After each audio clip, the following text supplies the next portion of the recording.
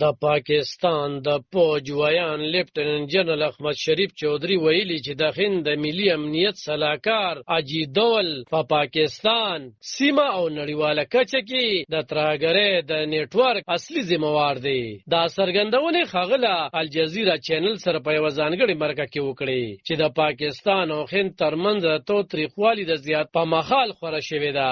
جنرال احمد شریف چودھری اجیت دوول د هند ترهګرۍ د سلطنت شیطانی معمار وباله او ویې ویل چې هغه نه یوازې د پاکستان په ضد بلکې په سیمه کې او له پولې اخوا د وژنو او ترهګرو فعالیتونو اصلي پلان کوونکی دی. نوموړي ویل چې دا هر څه خپله نه کیږي. دا پراجیکټ د هند له مرستې بغیر دوام نشي کولی او د دې شاته اجیت دوول ولاړ دی. د فوج ویان ادعا وکړه چې هند د پاکستان دننه ترهګرو ته مالي، استخباراتي، ټکنیکي او لاجستیک مرسته کوي.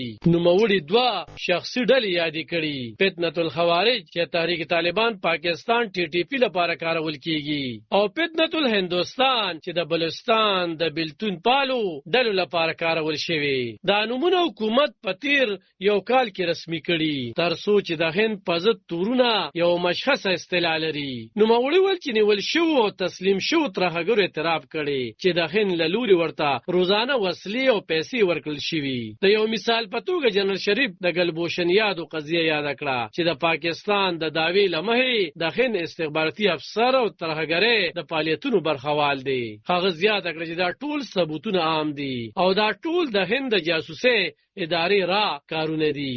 دا خلک نه یوازې سړی کاروي بلکې بلوچ مرمن خوم د خپل ناوړه مقاصد لپاره استعمالوي. د فوج ویان خن یو غیر ذمہواره خیوات وبلو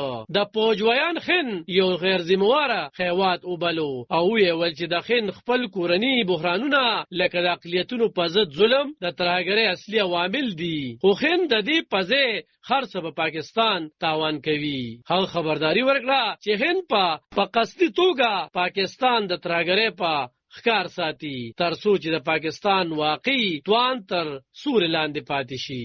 دوی ویل چې دا یو اوږد مهاله پلان دی چې مقصد یې دا دی چې هند ځان یو سیمایز زورواکي ثابت کړي او پاکستان بې ضابطه وساتي.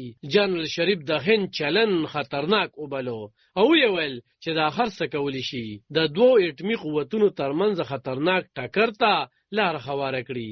د زیاته کړه چې موږ یو اعلاني شوی اټمي قوت یو او نړۍ ته تجربه نشته چې د داسې قوت په ضد ماجره وکړي. کو څوک دا خصه وکړي نو نتیجې به د زغملو وړ نه وي. عالم خان شیرپو دلبر نیوز 400 د پاکستان